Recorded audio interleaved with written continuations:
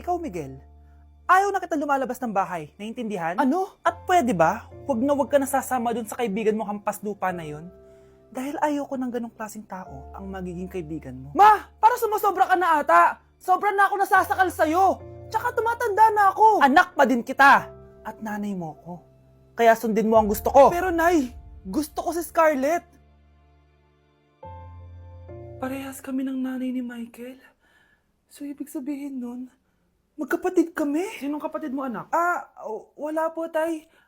Bakit po? Anak, wala na ako sa trabaho. Tay, pero wag ka mag-alala, anak. Iisip ako ng paraan. Hindi tayo maghihirap. Magtutulungan tayo dito, Tay, ha? Kaya natin to. Salamat, anak. Susan, sure ka ba dito?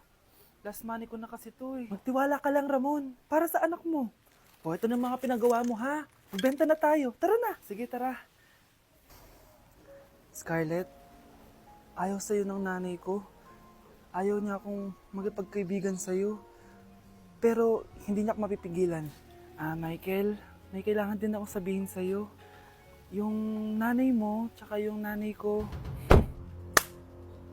Kailan ka pa natutong hindi sumunod sa akin, Michael, ha? Ma, dahil ba sa babaeng to? Please, tama na! Ayaw mo talaga makinig sa akin? Pwes, ipapadala na kita sa US at doon ka na mag-aaral. Michael!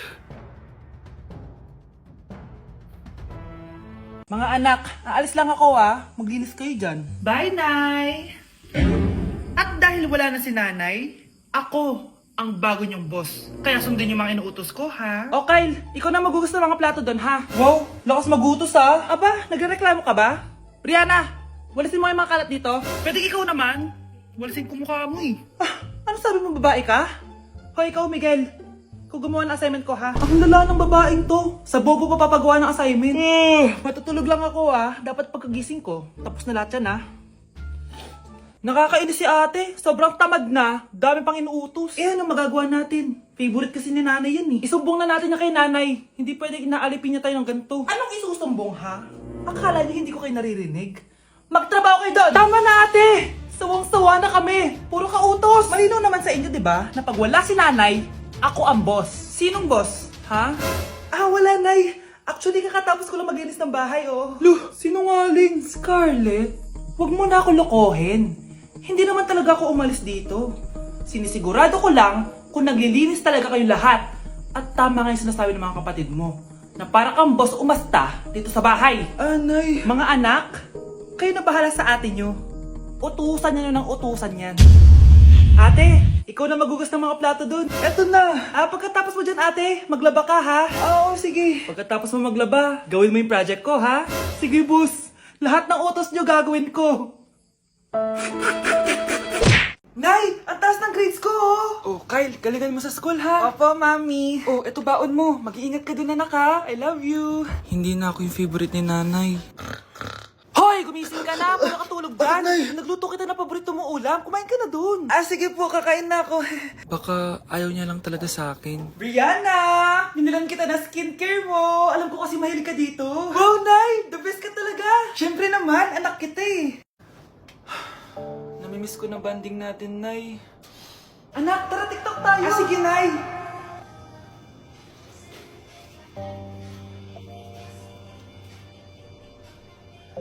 Ano? Pati yun ba yan, Nay? Mali-mali ka ng step? Nay, iniwan na ako ng boyfriend ko. Hindi ko na kayang mabuhay. Ay, naku! Okay lang yan, anak. Ang pangit naman ng boyfriend mo Oo nga, Nay. Pangit naman yun Alam mo, anak, kumain na lang tayo. Tara. Sige, Nay. Kain tayo. Anak, hindi ko na mabasa to. Ano daw sabi? Nay, binalan kita ng salamin. Alam kong nahihirapan ka na makakita. Wow, thank you, anak. Palala na ng palala yung paningin ko. Sana makita ko pa kayong tumanda. Miss na kita, Nay. Alam kong kahit wala ka na, ako pa rin yung favorite mo. Anak, miss na kita. Nay, salamat sa pagdalaw sa akin. Gusto ko lang sabihin na mahal kita. Pinagsasabi mo dyan? Ginawa mo naman akong patay. Buhay ka pa pala, Nay. Trip ko lang magdrama dito. Maghugas ka nga ng plato doon. Eto na, Nay. Maghuhugas na ako ng plato. Tumata akong mamatay Wow, anak, di ako makapaniwalang may pinapatayo na tayong bahay. Nay, deserve natin to. Ang tagal niyo din itong pinaghirapan. Ma'am, saan ko po ilalagay itong mga semento? Doon na lang sa gilid, kuya. Sige po, ma'am. Excited na ako matapos tong bahay natin, anak. Saan dito? Hoy, huwag ka pupunta dyan! Grabe nangyari sa kanya. Naman siya. Ba't ang daming tao? Engineer, anong meron? Ma'am, yung isa sa mga trabahador namin, na kuryente tapos natabunan ng semento. Ayun, namatay. Ha? Paano nangyari yun? May nag-utos ata sa kanya na ilagay yung semento sa gilid. Madami live wire dun eh. Ay. Ang problema, ma'am, kung tatanggalin pa namin yung katawan niya sa ilalim ng semento, baka hindi agad matapos tong bahay niyo. Hindi pwedeng hindi matapos agad tong bahay na to. Di bale, babayaran ko na lang yung pamilya nung namatay. Nay, sigurado ka ba? Sige po, ma'am. Sige na, ituloy niyo na yan. Congrats po, ma'am. Natapos din yung bahay niyo. Ang ganda, di ba? Wow, ang ganda. Maraming salamat, engineer. Una na po ako, ma'am. Anak, tara, pasok na tayo. Wow, ang ganda ng loob. Nay, hindi talaga ako mapakali na may bangkay dito sa ilalim ng bahay natin. Huwag kang okay, anak. Kasalanan niya naman kung bakit siya namatay eh. Ay, matutulog na lang ako sa bago kong bahay. Wow, ang ganda ng kwarto ko. Ano yun?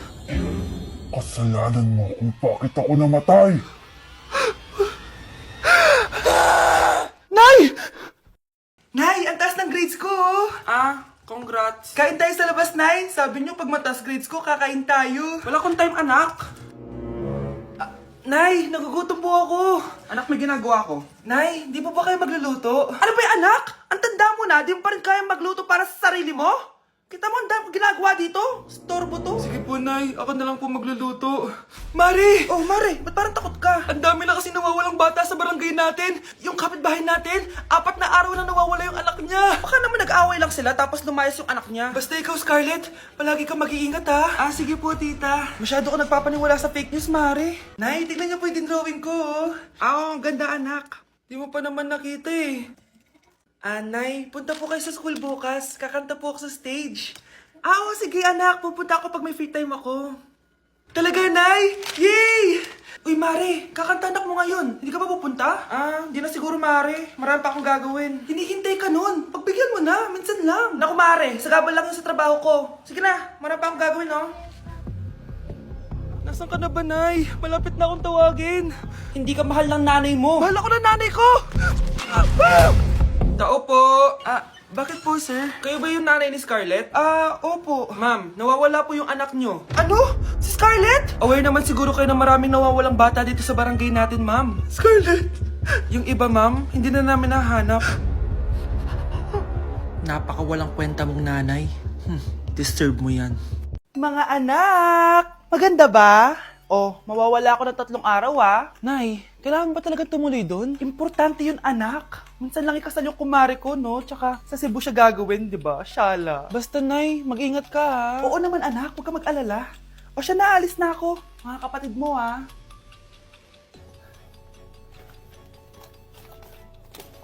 Saan yung wallet ko? Ay, kuya! Balik tayo sa bahay. Nakalimutan ko yung wallet ko. Ano ba yan? Maliliit na ako. Saan na ba yan? Ito. Ano ba yan? Oras na. Mabuhay, ma'am. Welcome to Air Philippines. How can I help you? Ay.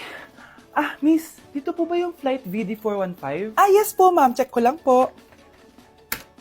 As per dito, ma'am, nakaalis na po yung aeroplano. Ha? Hindi ako pwede malit sa kasal na kumari ko. Kailangan ko umabol. Ma'am, kailangan niyo po ulit mag-rebook ka. So, ang next available flight is bukas pa po, ma'am. Ano ba yan? Gawin mo ng paraan. Diyos ko, sayang lang pera ko.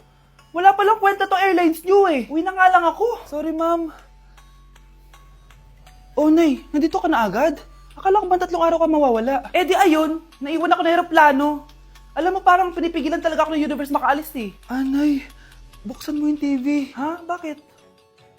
Breaking news! Nandito tayo ngayon sa site kung saan nag-crash ang flight VD415. Ayon sa mga otoridad, walang nakaligtas sa mga pasahero nito. Kaya pala, kung nakasakay ako dun sa aeroplano na yun, patay na ako ngayon. Nay, tingnan mo tong balita. Ano yan, anak? Nanalo tayo ng loto, Nay! Mayaman na tayo? Oo, Nay! Teka lang, ipapost ko to. Nanalo kami ng loto.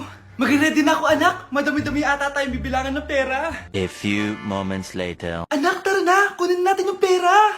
Hello. Nakita ko yung post mo. Nanalo pala kayo ng loto, oo. Ba't pala andito ka? Di ba crush mo ko? Liligawan sana kita.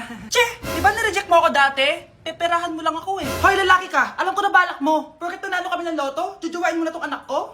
Hindi ko naman po peperahin yung anak nyo. Ay, oo, Mari. Hindi naman peperahan ng anak ko yung anak mo. Oh, ba't nandito ka? Makikipag-close sana ako sa'yo kasi magiging bilang ka na ng anak ko. Ay, tiilan nyo kami. Peperahan nyo lang kami. Lumayas kayo dito. Nabasa niyo na ba yung balita?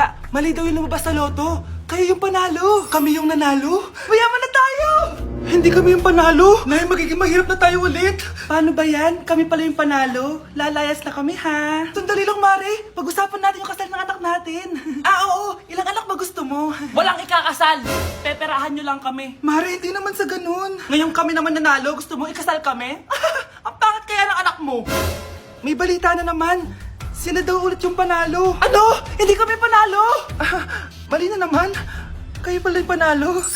Mayaman na tayo ulit, anak! Oh, paano ba yan? Mayaman na kami ulit. Tara, ikasal na tayo. Magutom kayo.